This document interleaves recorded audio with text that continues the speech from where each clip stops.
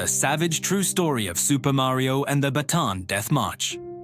What if I told you the most insane story of World War II didn't happen on the beaches of Normandy, but in a hellish jungle, and it involved an NFL star, a stolen class ring, and a Japanese officer who was secretly a fan? This is not a movie plot. This is the true, unbelievably savage story of Super Mario Tanelli and the Bataan Death March. And most of what you're about to hear, they never taught you in school. Welcome to the channel.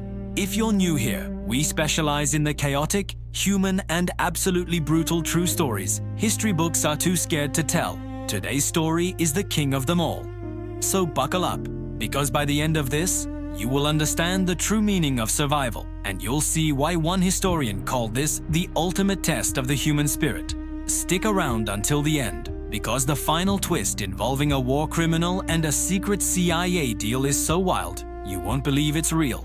Let's set the scene. The year is 1941. Our main character, Mario Tanelli, is not a soldier. He's a running back for the Chicago Cardinals. He's a celebrity. He's an absolute unit of a man, famous for lowering his shoulder and plowing through defenses. Think Derrick Henry, but in the 1940s. He signs up for a one-year commitment with the army, thinking it's a temporary thing. He's gonna serve his year, come back home to his wife, and get back to scoring touchdowns. It's basically a gap year with a uniform. He gets stationed in the Philippines. And if you know anything about history, the Philippines in late 1941 was about to become the absolute worst place on earth to be. Because on December 8th, 1941, everything changes. Now, for all you history nerds about to type a comment, yes, I said December 8th. Mario was on the other side of the international dateline. The attack on Pearl Harbor was December 7th over there, but for him, it was already the 8th. So, December 8th, he's woken up by air raid sirens. A frantic message cracks over the radio. Air raid on Pearl Harbor. This is no drill.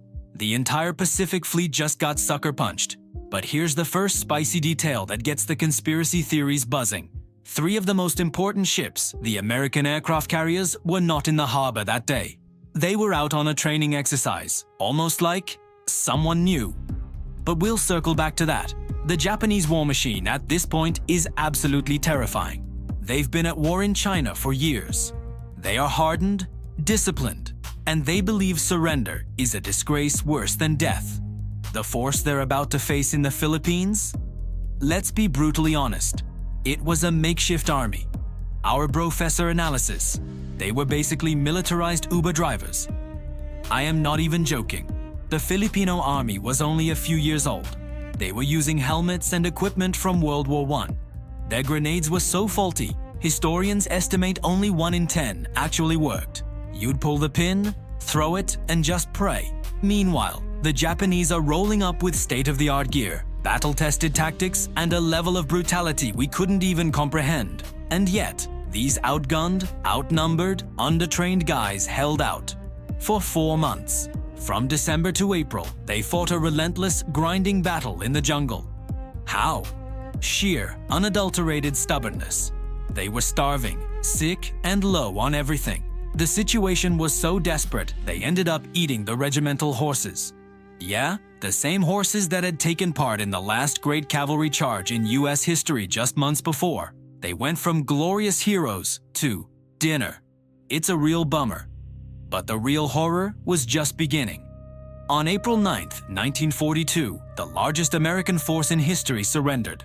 Over 70,000 troops, American and Filipino, laid down their arms. And that's when the Bataan Death March began. Forget everything you think you know about a prisoner of war march. This was a 65-mile death parade.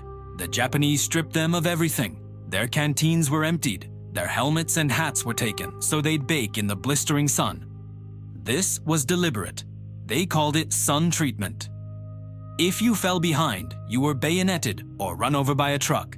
If you asked a civilian for water, both you and the civilian were executed on the spot. The Japanese wanted to make an example. They wanted their own soldiers to see that surrender meant a fate worse than death, so they would never consider it. The estimates are horrifying.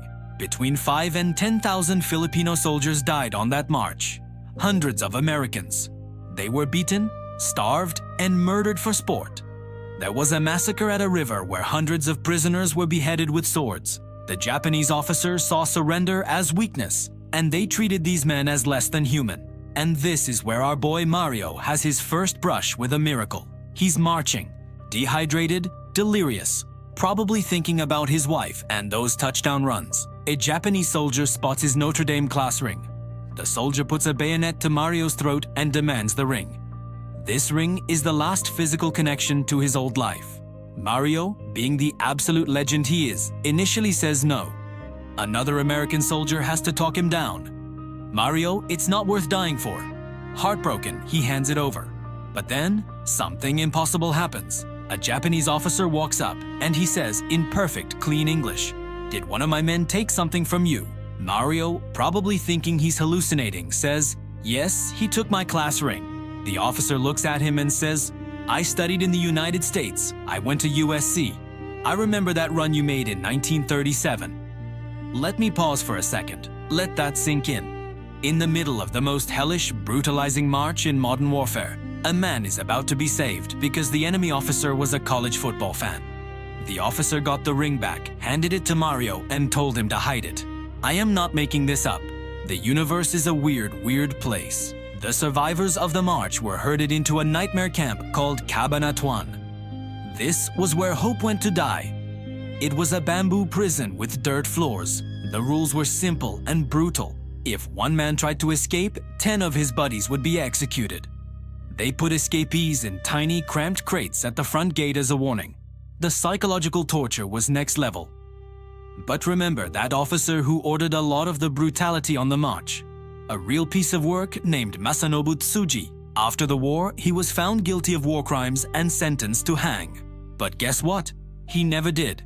He escaped. He just walked away. He disguised himself and blended in with the population, eventually making his way to Thailand. The Allies searched for him, but he was a ghost. And this is the final, mind-blowing twist. Declassified documents revealed in 2005 that this same man, Masanobu Tsuji, the architect of so much suffering, was later recruited by the CIA to be a spy during the Cold War. You cannot make this stuff up. The world of history is messier and more absurd than any fiction. So what happened to our hero, Super Mario? He survived.